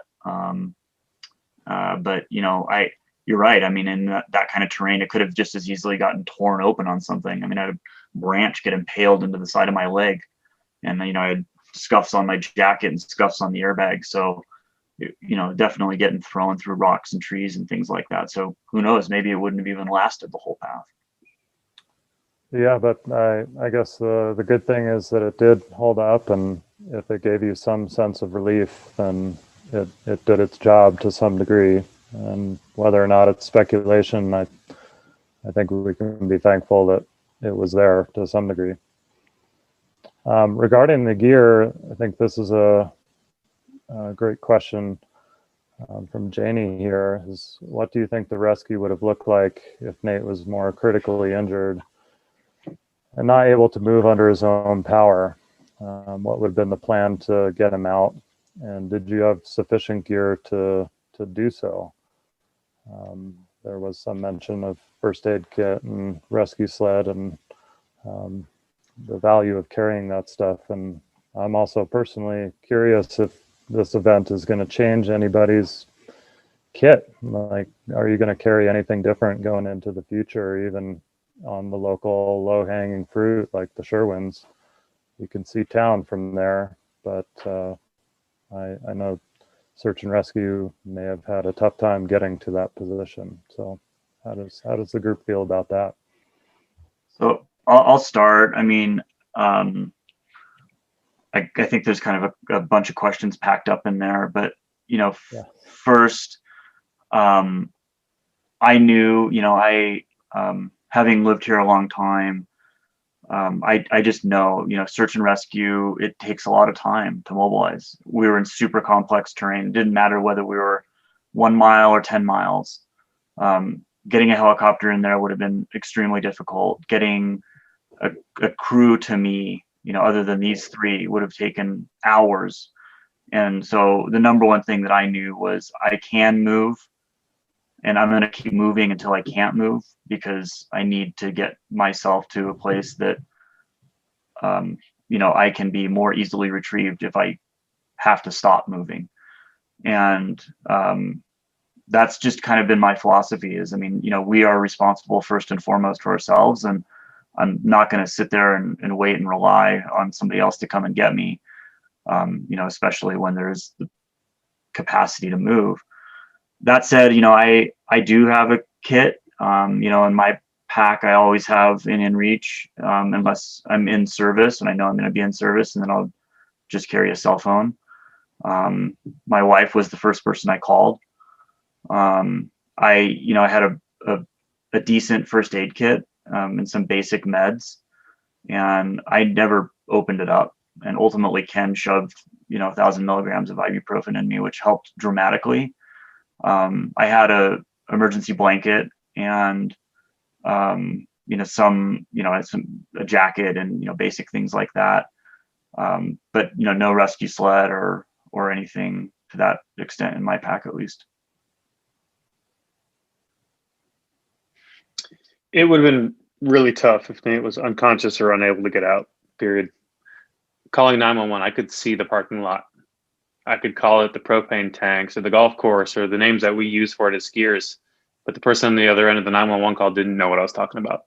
So there's certainly challenges there. And, Mammoth Search and Rescue is a tremendous outfit of people that give a lot of time and dedication, but it's a really challenging terrain.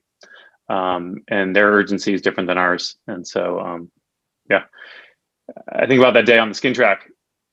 I was telling Nate about this great course that Ken and I had taken the year before and all the great things we learned. We talked about, my wilderness first responder is expired. Like, I got the basics, ABCs, but what's that pneumothorax thing, right? Which ended up happening that day. So, we lean on what we have, but we were certainly shorthanded. I think we would have made do with ski straps and skis and saws cutting down limbs and shell jackets, and we would have pieced it together, but it would have taken us till dark or all night and waiting it out and building a pit and waiting for people to show up if Nate was immobile.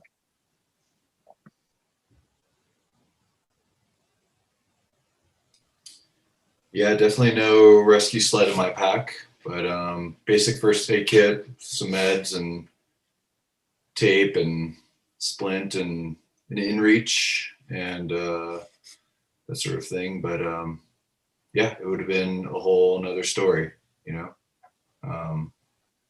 If he was immobile, it would have complicated things immensely. Yeah. You know, also regarding the gear, there was a fatal avalanche accident in Utah last month as well, where the deep burials were sort of presumed to be the result of non-releasable bindings. So toes locked out, people caught in an avalanche climbing uphill.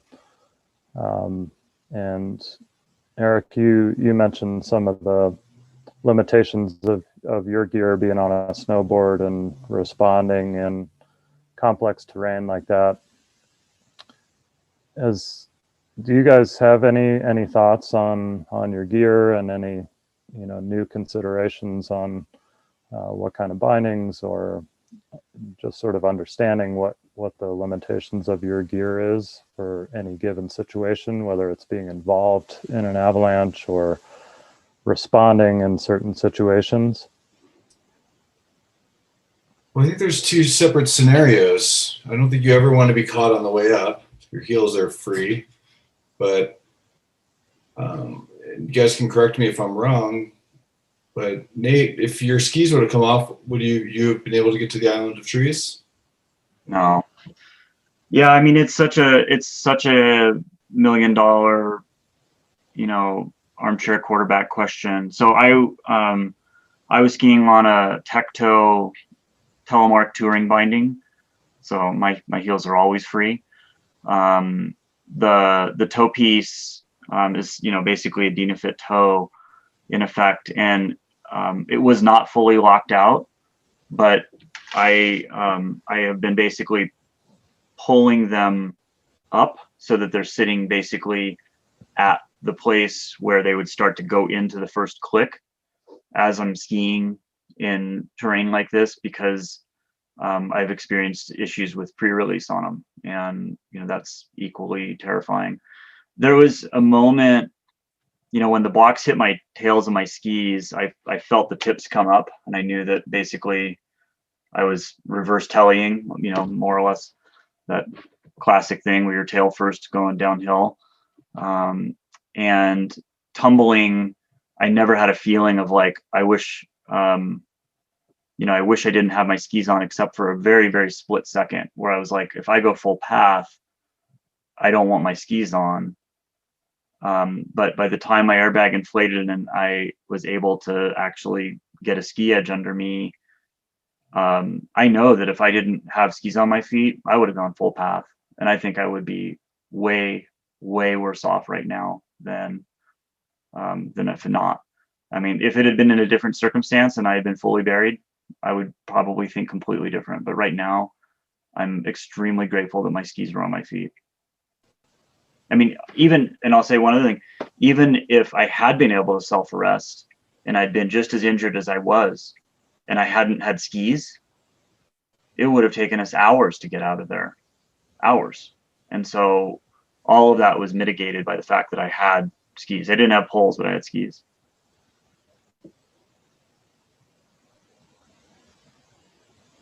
Yeah, totally. Eric, it sounded like that was a take-home point for you with the snowboard. Are there any considerations you have there, and whether it's responding to a rescue or travel in general? So situationally dependent, and in this one, we had essentially granite slabs and sugary facets down below us. So getting down that type of super almost cliffside terrain with two skis and two edges is much better than having a single edge behind you. And I mean, it just depends on where you are. If it's a traditional burial, I think you can be fine, you know, searching for somebody and digging somebody out on the split board. And if you're in ski mode already, coming up from the bottom to get somebody on split board or skis, it's fine. But I mean, we all know that of everybody that's skied and snowboard, that getting around in complex terrain with two skis is a lot of times a lot easier and a better way to get kind of up and down and around. but it just depends on the situation. And in this one, it was sketchy, and I actually had to unstrap and climb down. For sure. You made it work with the tools that you had. Mhm. I know there's a few lingering questions out there that in one way or another, I think they were addressed in the presentation. So for the sake of time, I think we'll move on, and I just want to give the four of you an opportunity if there's any parting thoughts. I appreciate your sort of summary of the experience and your reflective process. But if there's anything lingering, I'd like to give you a chance to share that with the group now. So the one that I'll share is, I guess I have two that are sort of directly related to this comment. One is that I actually was grateful that it was me and not somebody else. I think for a variety of different reasons, I've sort of felt that I was glad that it was me, and I think that some of the other people, obviously looking at that feel differently. The other thing is that I'm grateful that it happened in the place and the path that it did, and that the ski cut didn't actually yield no results and put me deeper into the terrain, where then one of these other meatballs that are much bigger than me could have entered and triggered and actually created a situation that was much, much worse. And, I guess I don't want to say that was something we did right. It was a luck thing more than anything else. But I think that it would have probably gone differently had the setup been different. Yeah, Nate, I feel short of the slide going when you gave those ski cuts. Every scenario in my mind is worse in terms of if it were to go with our party. And some of the other big picture takeaways, it's definitely rattled all of us. There's certainly some PTSD that comes with incidents like this. But I think also one thing it does is it forces you to reach out to your peers. We've had lots of time regrouping as a team and talking about it. You reach out to other experts, people on this call, like Howie and Mike and others in our lives that aren't on this call. So you gain a lot of advice. You have an opportunity for reflection. And as one mentor mentioned, you get this peek behind the curtain. And thank God Nate's here and it wasn't a fatal accident. And you carry that with you every day from here forward in the backcountry. And the party you're with has that with them because you have it with you. And as long as you're communicating, you know that any great day of laughs and great turns can turn south in an instant. And at the end of the day, there's only so many things within our control around the mountains, and picking terrain is one of them. And you have to be able to own the terrain you're on completely. And I think that day, we let it get away from us.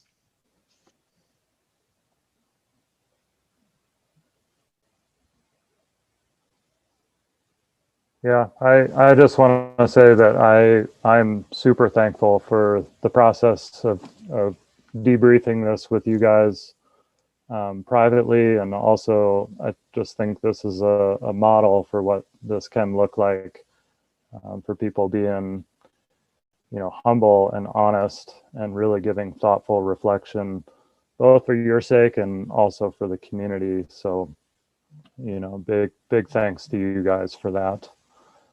And I'll sort of leave it with a bit of a parting thought, which is that as an avalanche center, ESAC really welcomes and encourages these reports of human-triggered avalanches, whether it's intentional, unintentional, a critical involvement, or just a brush by.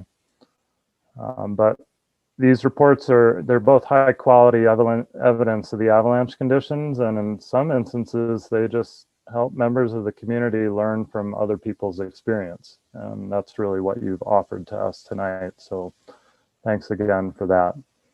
And I know that there are strong reactions to accidents like this, but I implore the backcountry community out there to demonstrate some empathy for those people that are affected and those that are involved, injured, or killed, their families, their friends, their partners. That this has a lasting impact on everybody that's touched by this. So I think we should really move towards changing this culture of shame that can be associated with avalanche accidents and reach out and support each other. So thanks to all you guys that attended tonight for being a part of that and really supporting these guys and supporting the community and moving on. Also say thanks to Steve and the forecasters for the work that they do and getting the good word out there. Steve, for your work in the investigation of this avalanche and participating tonight. I think your insight is super valuable.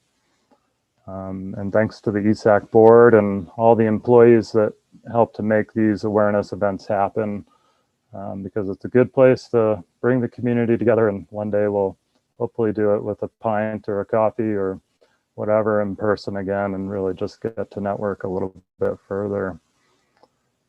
So, stay in touch with us, follow the advisory, share your observations. There's snow starting to fall. So stay safe out there and have a great rest of your season.